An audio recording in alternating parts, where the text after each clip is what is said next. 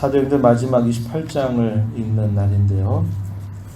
오늘 우리가 읽은 본문에 보게 되면 멜리데에서 약 3개월 정도를 보내게 되면서 겨울을 지나게 되고 3개월이 지난 다음에 이탈리아로 향하는 배를 타고 마침내 바울 사도가 로마에 도착하게 되는 과정을 소개해 줍니다. 본문 1절부터 10절까지의 내용은 멜리데 섬에서 체류했던 그 상황 속에 있었던 일들에 대한 간단한 기록을 우리에게 전달해 주는데요. 그들이 배는 파손한 상태에서 마침내 도착한 섬이 이 멜리데였는데 얼마나 추웠겠습니까? 그러니까 그 원주민들이 호의를 베풀게 됩니다.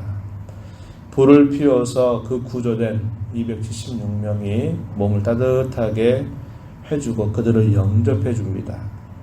그런데 불에 나무를 태우다 보니까 그 나무 속에서 독사가 한 마리 나왔는데요. 그 독사가 바울의 손을 물게 되는데 물게 됨에도 불구하고 이 사람이 죽지 않게 된 것을 보고 깜짝 놀라게 됩니다. 처음에 원주민들은 이런 생각을 하죠. 4절에 보니까 이 사람이 어떻게 참 큰 일을 겪으면서 살아는 왔지만 이 사람이 큰 잘못을 한 사람이구나. 왜냐, 독사가 물었기 때문입니다. 그래서 신이 그를 벌한다 이런 생각을 했습니다. 이렇게 말했죠. 진실로 이 사람은 살인한 자로다. 바다에서는 구조를 받았으나 공의가 그를 살지 못하게 함이로다. 이런 생각을 했습니다. 권선징악이라고 하는 생각이 아주 분명했다는 것을 보여주죠. 시간이 흘러가니까 놀랍게도 바울이 분명히 독사에 물렸는데 죽지 않게 되니까 이 사람들이 깜짝 놀라게 됩니다. 이상하다. 분명히 저 사람은 죽어야 되는데 죽지를 않는 겁니다. 그러니까 나중에 어떻게 생각하느냐. 바울을 두고 신이다 라고 생각하는 겁니다. 6절 끝자락에 보니까 그를 신이라 이렇게 그들이 불렀다고 이야기합니다. 하나님께서 바울을 붙드신 것이죠. 그리고 그 섬의 가장 지위가 높은 사람이었던 이 보블리오라 하는 사람의 초청을 받아서 그 사람의 집에서 이렇게 3일 동안 함께 지내게 되는데 그 가운데서 이 보블리오의 부친이 열병과 이질에 걸려있는 그런 상태였는데 그에게 찾아가서 기도하고 안수함으로 하나님께서 그 사람을 낫게 하시게 됩니다. 그러니까 그 섬에 있는 많은 병에 걸린 사람들이 바울에게로 찾아와서 기도를 받고 치유함을 받는 역사가 일어나게 됐습니다. 그래서 후한 대접으로 바울과 그의 동료들을 영접하는 모습이 나타나요. 그리고 이곳에서 3개월의 시간을 보내게 됩니다. 하나님께서는 죽음의 위협을 당하는 그들을 도우시고 인도하셔서 그 섬에 있는 사람에게조차도 복음을 전할 수 있는 기회를 갖도록 인도하신 것을 우리가 보게 됩니다. 모든 위협이 없고 어려움이 없는 그런 걸음을 인도하시는 것이 아니라 많은 위협과 어려움이 있지만 그 위협과 어려움을 다 뚫고 지나가게 하시면서 하나님의 능력을 나타내시고 그의 복음을 마침내 사람들에게 듣게 하도록 하나님이 이끌어 가시는 것이죠. 이렇게 3개월을 지내고 난 다음에 그들이 몇 가지 이동의 경로들을 통해서 마침내 로마에 도착하게 됩니다. 디오스구로라고 불려지는 알렉산드리아 배를 타고 이 로마에 도착을 하게 되는데 수라그사라고 하는 지역에서 약 3일 정도를 체류합니다. 시실리아라고 하는 섬에 있는 지역이고요. 그리고 이탈리아 반도에 들어가게 되는 그 지역이 레기온이라고 하는 곳, 그리고 보디올이라고 하는 곳. 그러면서 마침내 로마에 도착을 하게 되는데 가는 곳곳에마다 하나님께서 귀한 믿음의 형제들을 만나게 하심으로써 바울 사도를 격려해 주는 은혜를 베풀어 주십니다. 마침내 로마에 도착했을 때 이 로마에 바울이 온다고 하는 소식을 들었던 많은 형제들, 주 안에 있는 형제들이 바울 사도를 영접하러 나오게 됩니다. 압규요 광장과 그 다음에 트레이스 타베르네 새 여관이라고 하는 뜻인데요. 그곳까지 먼 걸음을 걸어 나와서 바울 사도를 영접해 주는 모습이 나타납니다. 그 일을 통해서 바울 사도는 담대한 마음을 얻는 것이죠. 왜냐하면 그가 이곳에 도착이 약 3년 정도 전에 로마 교회에 보낸 편지가 이미 전달이 되었습니다. 그게 소위 로마서라고 부르는 유명한 바울의 편지죠.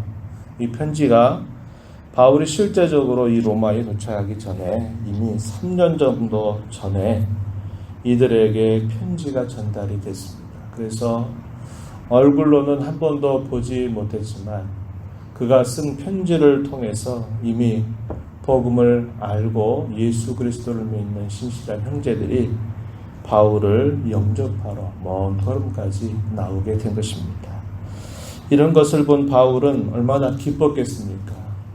자신이 죄인의 신분으로 이 로마에 찾아오는데 먼 곳에서 잘 알지 못하는 이런 형제들, 그러나 주 안에 있는 신실한 형제들이 그를 찾아와서 잘 오셨다고, 우리가 당시 쓴 편지를 보고 또 우리가 그 복음을 알고 있다고 이렇게 말할 때 이 사도의 마음이 얼마나 큰 위로를 받았겠습니까? 그들로 인하여 담대한 마음을 얻게 되었다고 이야기해 줍니다. 15절 끝에 가서 보니까 이렇게 말하죠.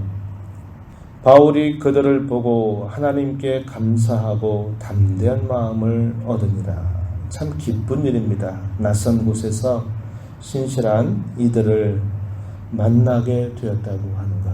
참 그것은 얼마나 큰 위로가 되는 일인지 모릅니다. 그리고 바울이 마침내 로마에 도착하게 됐을 때 비교적 그의 삶은 물론 가택연금 상태에 있지만 여러 사람들을 만날 수 있는 자유로움이 주어졌습니다. 가이사에게 재판을 받기까지 그런 시간들이 주어졌고 거기에서 머물게 된 시간이 약 2년이라고 하는 시간이었습니다. 이 시간 동안 바울이 한 일이 뭐냐? 그곳에서 적극적으로 하나님의 말씀을 전하는 것입니다. 주 예수 그리스도의 복음을 가급적인 많은 사람들을 초청해서 그들로 하여금 복음을 듣게 하는 것입니다. 먼저 유대 지도자들에게 복음을 전하는데요. 먼저 그들이 오해하지 않도록 소개합니다. 자신이 왜 이 로마에 오게 되었는가? 그것은 이스라엘 민족을 내가 황제에게 고발하기 위해서 온 것이 아니라 내가 오게 된 것은 이스라엘의 소망으로 말미암아 내가 이곳에 오게 되었다. 이렇게 이야기합니다. 이스라엘 백성들의 관습이라든지 조상의 관습을 나는 배척하지 않는다. 이렇게 말하고요. 유대인들이 많이 자신을 반대해서 가이사에게 나는 상소할 수밖에 없었다. 나는 결코 내 민족을 팔아먹는 매국노와 같은 사람이 아니다. 라는 사실을 강조하고 그가 이렇게 죄인의 신분이 된 것은 이스라엘의 소망을 인하여서 그렇게 된 것이다. 그러면서 예수 그리스도에 관한 복음을 전달하게 됩니다. 로마에 있었던 사람들에게 알려져 있었던 사실은 이 바울은 많은 유대인들이 반대한다고 하는 것은 알고 있었지만 그러나 무엇 때문에 도대체 그런 것인지에 대해서는 자세하게 알지 못했다고 이야기합니다. 그래서 무슨 말을 하고 싶어 하는지를 대단히 궁금해해서 바울을 찾아오는 일이 있게 되었습니다. 그들에게 전한 이 복음의 내용은 하나님의 나라 그리고 율법과 선지서의 성취로서 예수라고 하는 그분이 이 땅에 오셔서 죽으시고 부활하셨다고 하는 사실을 그들에게 증거하였습니다. 반응이 역시 두 가지로 엇갈리죠. 하나는 믿는 사람들, 하나는 믿지 않는 사람들 반응이 엇갈리게 됩니다. 그러면서 바울 사도는 또다시 하나님의 이 구원의 말씀에 대한 하나님께서 하셨던 그 말씀이 그대로 성취된다는 것을 다시 한번 확인하는데, 곧 이사야 선지자에게 주셨던 말씀입니다. 그들의 눈을 가려서 듣지 않는 사람들, 이것에 관하여서 떠올리면서 이제 바울 사도는 적극적으로 이방인들에게 복음을 전하게 됩니다. 28절 보면, 그런즉 하나님의 이 구원이 이방인에게로 보내진 줄 알라. 그들은 그것을 들으리라. 이렇게 말하면서 자신을 찾아오는 사람을 누구든지 다 영접하면서 그들에게 하나님의 나라를 전파하고 예수 그리스도를 담대하게 전파하며 가르쳤다. 이렇게 말합니다. 그래서 그가 이 로마의 첫 방문에서 이렇게 2년 동안 예수 그리스도의 복음을 힘있게 증거한 사실을 말해주고 있어요. 사도행전의 끝이 이상하게 끝나게 되죠. 마지막 절에 보세요. 하나님의 나라를 전파하며 주 예수 그리스도의 권한 모든 것을 담대하게 거침없이 가르치더라. 그리고 재판을 받았다, 재판을 받아서 풀려났다, 이런 거에 대한 기록이 하나도 없습니다. 의도적이다 이 말이죠. 주께서 이 땅에 다시 오실 때까지 이 하나님 나라를 전하는 일, 주 예수 그리스도의 관한 복음을 담대하게 전하는 그 일은 오늘날 우리에게, 오늘날의 교회들에게 여전히 계속적으로 감당해야 될 일들로 우리에게 제시되고 있는 일임을 보여줍니다. 그래서 어떤 사람들은 사도행전 29라는 말을 쓰기도 합니다. 28장으로 끝나는 이 사도행전의 이야기는 끝난 게 아니라 우리는 29장의 이야기를 계속 써내려가야 된다. 이런 뜻으로 그렇게 표현하기도 한 것입니다. 우리가 사도행전의 말씀을 다 읽어가면서 바울 사도가 이 로마에 도착할 때까지 어떠한 일들이 있었는가 하는 것을 대단히 자세하게 우리에게 알려주고 있습니다. 그것은 하나님께서 바울에게 하셨던 이 말씀이 성취되고 있다는 것을 보여주는 내용입니다. 이 사도행전은 예루살렘에서 시작된 그 복음 전파의 역사가 이제 마침내 제국의 심장부라고 말하는 로마에까지 복음이 증거되는 역사를 보여주는데, 얼마나 많은 고난과 어려움과 많은 상황들을 극복하면서 이 자리까지 이르게 되었는가 하는 것을 우리는 보게 되었습니다.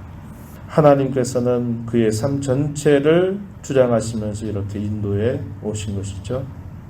우리의 삶도 마찬가지입니다. 우리 인생에 대한 전체 계획을 하나님이 가지고 계시면서 우리의 삶을 순간순간 이끌어가고 계신다는 것을 우리는 볼 수 있습니다. 우리가 살아가면서 만나는 크고 작은 여러 가지 일들을 겪어가면서 우리의 시선과 마음을 그 자체에 너무 빼앗기지 않도록 우리의 마음을 항상 우리 인생 전체를 향하신 하나님의 섭리의 눈으로 바라볼 수 있는 신앙의 자세를 언제나 가지면 우리가 크고 작은 여러 가지 일들 때문에 우리의 걸음이 흔들리지 않게 될 것입니다. 그러면서 우리의 삶 속에 하나님이 정말 바라시는 것이 무엇인가를 집중하면서 살아가야 돼요. 문제 만나면 그 문제 해결하고 이제 됐다 이렇게 생각하다가 또 아무렇게나 살다가 또 문제 만나면 또 문제 해결을 위해서 기도하고 살다가 그 문제 해결하면 또 잊어버리고 사는 그런 삶으로 살지 말고 우리의 삶을 하나님께서 인생 전체를 이끌어 가신다고 하는 깊은 신뢰를 갖고 우리의 삶의 순간순간마다 내가 무엇에 집중하고 살아야 될 것인가를 깊이 생각해야 합니다. 우리의 신앙의 가장 기본적인 자세, 가장 본질적인 일들, 하나님의 나라를 꿈꾸고 그 나라를 살고 그 나라가 이루어지기를 기대하고 주의 복음을 언제나 우리 마음속에 품고 어떻게 하든지 그 복음의 증인으로 살아가는 삶, 이것만큼 값진 삶은 우리에게 없다는 것을 보여주고 있습니다. 남은 생애 동안 그러한 삶을 힘써가는 저와 여러분 모두가 되기를 진심으로 바랍니다. 하나님 아버지 감사합니다. 지난 한 달 가까운 시간 동안 참 무더운 날들을 우리가 보내고 있으면서 사도행전의 말씀을 매일마다 한 장씩 읽어왔습니다. 주께서 승천하시면서 제자들에게 성령이 너에게 임하시면 너희가 권능을 받고 예루살렘과 온 유다와 사마리아와 다 끝까지 이르러서 나의 증인이 되리라 하신 말씀대로 성령께서 주의 사랑하는 제자들을 통하여 주의 복음이 로마 제국의 심장부, 세상의 한 중심의 복음이 증거되도록 하나님께서 이끌어 오신 하나님의 역사를 저희가 살펴보았습니다. 우리가 살아가는 삶의 현장은 하나님의 말씀이 실현되는 성취의 현장인 줄을 다시 한번 확인했습니다. 저희들의 인생을 향한 하나님의 놀라운 계획이 있음을 우리로 알게 하여 주셔서 우리가 살아가는 삶의 크고 작은 일들 때문에 저희들이 무엇을 위해 살아가는지 왜 사는지를 망각하고 잊어버리고 살아가는 삶이 아니라 어떠한 일을 만나도 우리로 능히 감당하게 하시고 이겨나게 하실 하나님의 은혜를 확신하면서 하나님의 나라를 살고 하나님의 나라를 꿈꾸고 하나님의 나라가 임하기를 바라보며 살아가는 삶이 되게 하시고 주의 복음의 증인으로 살아가기를 언제나 다짐하고 힘써가는 복된 삶이 되도록 저희들을 주장하여 주시옵소서. 오늘도 아버지의 은혜를 구하며 간구하는 종들을 용납하시고 또 기도 가운데 주의 음성을 듣게 하시고 힘써 순종하는 복된 삶이 되게 해 주옵소서. 예수님 이름으로 간절히 기도하옵나이다. 아멘.